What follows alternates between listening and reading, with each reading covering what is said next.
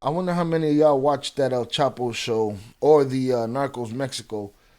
But we also realize now that they'll come for your family. The cartel will come for your family.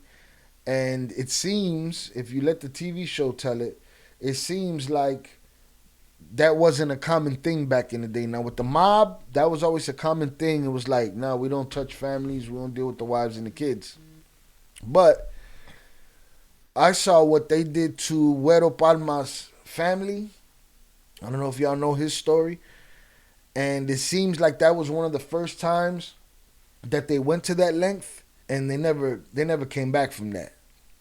Because since then, families have not been off limits. Since then, families been, I mean, it's basically the calling card for the cartel. What does everybody say when discussing it? Oh, they'll wipe your whole family out. That's a sad thing that I saw, so I want to cover that. All right, let's get it. It is no news that terrorism, violence, and premature deaths are the features that make up a crime syndicate. And since this is sadly true, all criminals will end up partaking in one, if not all, of the three. Unfortunately, sometimes their family members get dragged into it. In Palma's case, he was supposed to be the target, but his wife and 2 children paid the price for his actions. In today's video, I will be talking about the tragic life story of El Güero Palma, the man who witnessed the gruesome death of his entire family. The beginning. Now, mind you, on both TV shows, he didn't witness anything. El Güero Palma was born Jesus Hector Luis Palma Salazar on April 29, 1960, in Noria de Abajo, Mocorito, Sinaloa. Born into a low-income family, Palma grew up wanting to do better and have loads of money. Just after attending primary school, Palma decided he wasn't going to do school anymore. He probably felt like school was a waste of time compared to what he wanted, so he started robbing cars. Not much is known about Palma's childhood after that, but it is safe to assume that with the way he eventually turned out, he must have moved from just robbing cars to even more dangerous crimes. Almost anyone can argue that Mexico is plagued by drug cartels, and it is common knowledge that these cartels pay their members insane amounts of money. By virtue of being a Mexican living in a low-income neighborhood, it is not surprising that Palma must have known this. It is also safe to assume that he wanted to be a part of the underworld because of the financial incentives. As time passed, with Palma committing more and more crimes in Sinaloa, ex-policeman and boss of the Guadalajara cartel, Miguel Angel Felix Gallardo, began to find Palma interesting. Life in a cartel. At the time that he picked up interest in Palma, Felix was the #1 smuggler of weed and cocaine into the United States. Along the line, the men crossed, and Palma agreed to join the ranks of the Guadalajara cartel. According to multiple reports, when Palma initially began to work for Angel, he worked as his gunman. But as is normal in— These are clips from Narcos Mexico, and I don't know how close they stuck to the story. And I don't know how much of it is real. We're going to find that stuff out when we get into these documentaries. Again, we're jumping straight to Güero Palma's life because, again, I feel like it was a crossroads in the cartel for them to start doing what they do to families. I want to check the authenticity of these TV shows and see how much of this stuff they put in there was actually real. In any organization, there are chances of either reaching high up in the ranks or getting kicked out of the organization. Palma quickly rose in the ranks to become an unmatchable drug smuggler. Apparently, Felix trusted and respected Palma enough to have him oversee some of his shipments. With an elevation in ranks, Palma also got an elevation in status. He began to make even more money than he was making when he had just started working at the Guadalajara cartel. Abelardo El Lobito Retamosa Machado also rose in ranks around the same time that Palma did. He, however, Se quedó sin nombre. didn't get to work with Palma for that long because he was brutally murdered after the Guadalajara cartel lost a shipment that was worth several millions of dollars. Meanwhile, Palma survived but was accused of betrayal. Felix's nephews, Benjamin and Ramon, were particularly interested in Palma afterward. They didn't trust him, and they wondered why their cousin allowed him so much power in a cartel he didn't run. But Felix was unmoved because, over time, Palma had proven to be good at his job, especially after meeting Joaquin El Chapo Guzman. Palma's first arrest. In 1978, Palma was arrested in Arizona, USA for drug trafficking and was sentenced to 8 years in prison. A few years after Palma got out of jail, his boss, Felix, was caught and sentenced to serve prison time. Now, there are 2 reports as to how he got caught. According to Felix, a policeman who used to work for him had sold him out. The second report was more rumored than stated. It was believed that Palma had connived with Guzman to have Felix thrown in jail. In every 80s film, from Paid in Full to whatever, Scarface is prevalent. It's a dream that Hollywood sold people. So even Chapo, drank the Kool-Aid. as far as this show is saying. Felix thrown in jail. Apparently, they both worked together to take out all of Felix's lieutenants and lawyers. Whatever the case, a fierce drug war between Palma and Felix's nephews, Benjamin and Ramon, broke out in 1989. With Guzman on Palma's side, the pair fired back at Felix's nephews with the same level of force with which they were attacked. This led to an insane degree of unrest in the northern part of Mexico. So this is Sinaloa versus Arellanos, which was Tijuana, I believe. And if we recall, when Peter was in the federal holding or federal prison, they brought somebody to his cell that turned out to be from another cartel. That guy was from the Arellano cartel. So they were sworn enemies, you know, Sinaloa and the Arellano cartel.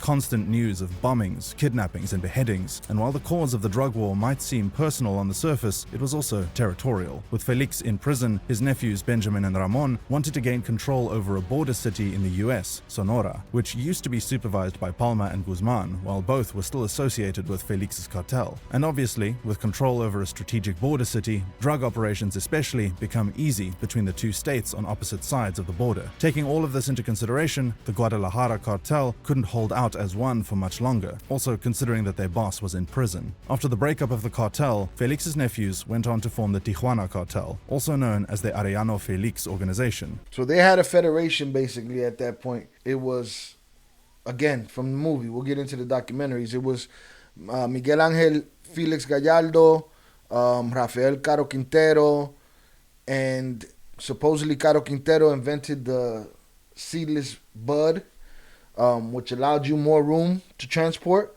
and they built the federation around it, which took the bosses of Juarez and Tijuana and you know, Sinaloa, and they created a federation. They created a commission, kind of like Lucky Luciano did. They created a commission, and that's how they were trafficking together. And then, of course, as usual, the criminal ego, the criminal mind state, the lack of honor amongst thieves, the no love in the game came to fruition, and they ended up breaking up the whole organization.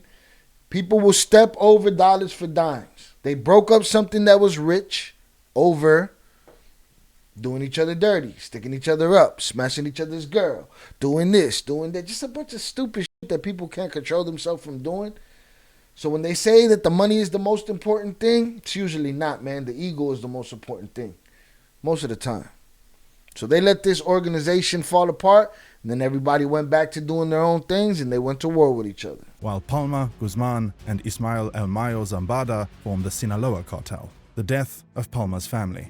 To Felix's nephews, Palma was the enemy, and as a result, they were ready to do anything to bring him down. To achieve their goal, the nephews enlisted the services of Salazar Rafael Clavel Moreno, a Venezuelan. That's a dirty, dirty, dirty animal right there. Might be a worse dirty animal than Saul, because remember, we covered Saul. Saul was a dirty animal. What this guy did, this might take him over the edge of the dirty animal title.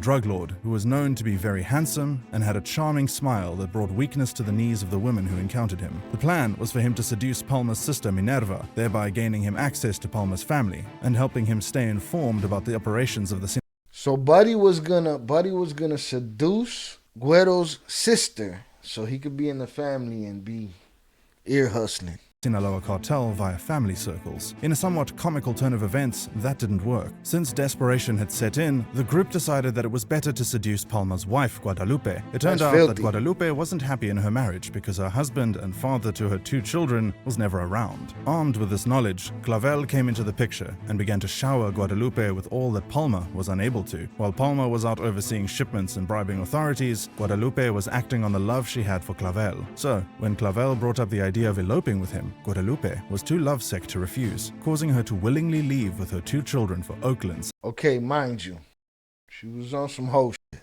We're not judging her for that because of what she went through, all right?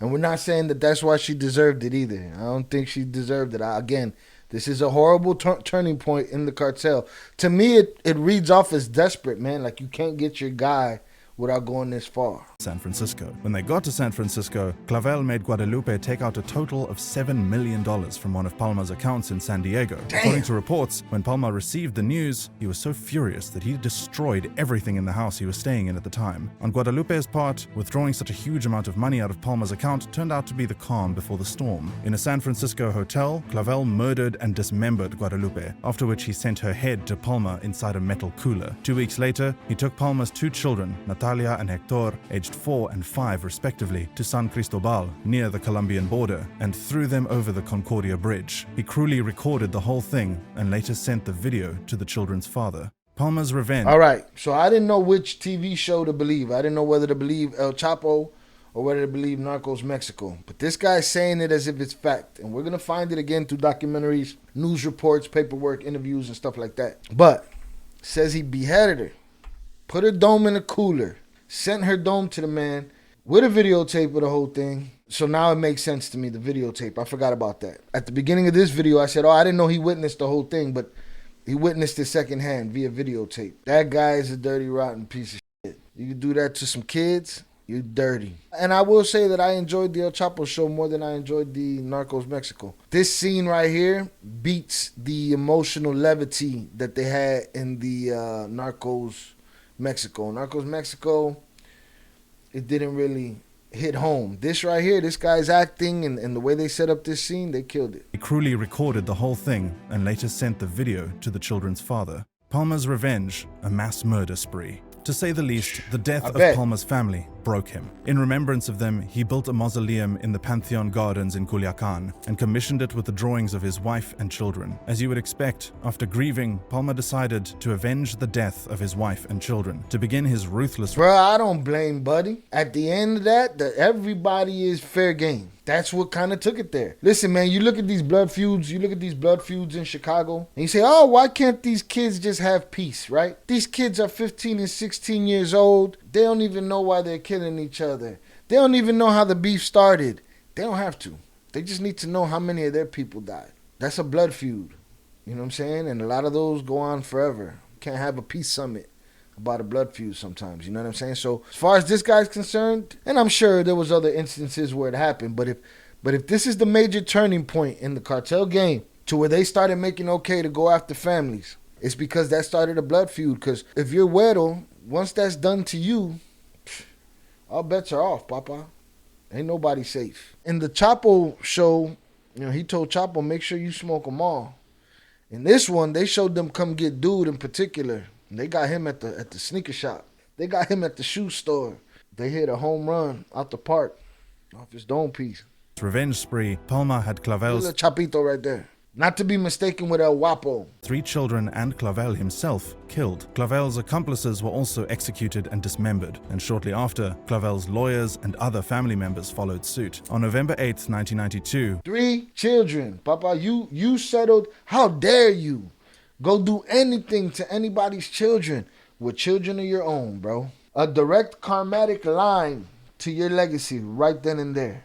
That's a blood curse, man. You know, you do something like that to somebody's kids and you got kids of your own, like, you put that curse on your family. You bled all over them. Lawyers, other family members, himself, his kids. The Sinaloa Cartel marched into Christine Disco in Puerto Vallarta. They shot sporadically at the members of the Tijuana Cartel for 8 minutes, leaving countless bodies in their wake. While this was a bold and direct attack, it didn't have the desired effect because the high-ranking members got away. In May 1993, they went into clubs and bodied everybody as a message. They didn't go in there and get the big boys that they needed to get or this, that, or the other. They went in there and they bodied everybody and left piles just so that they can, you know, leave a message. There's no respect for human life, none of that shit. You know, no honor amongst thieves, none of it. You got to make a decision. If you're going to be a savage, you're going to be a savage. If you're not going to be a savage, you're not going to be a savage. But mind you, they did the man's family in. He went and did everybody's family. Then they shot the club up. They shot sporadically at the members of the Tijuana Cartel for 8 minutes, leaving countless bodies in their wake. While this was a bold and direct attack... 8 minutes. Now, he said they shot at the cartel, but were they shooting at the cartel? The people was just out there partying. It didn't have the desired effect because the high-ranking members got away. The high-ranking members got away, man. They was just airing everybody out. In 1993, there was a mass shooting at the Guadalajara airport, which took even more lives. This war continued for years until Ramon, one of Felix's nephews, was assassinated, while the other, Benjamin, was arrested. With their arrival... Now, my understanding of that airport situation was, and again, we'll get into that when we get into these documentaries and stuff, was that the Arellanos went there to get Chapo, who they believed was getting on an airplane. There was a very significant, high-ranking, I believe he was a priest, that was out there, and he was anti-cartel, and he was out doing speeches and stuff like that. And I don't know if the Mexican government and the CIA wanted him quiet, but supposedly what happened at that airport was at the same time that Arellano was coming to get Chapo, the CIA and the Mexican government were coming to get that priest. Same time. And that two simultaneous shootouts happened at the same time. And they balled that all up and gave it to Chapo.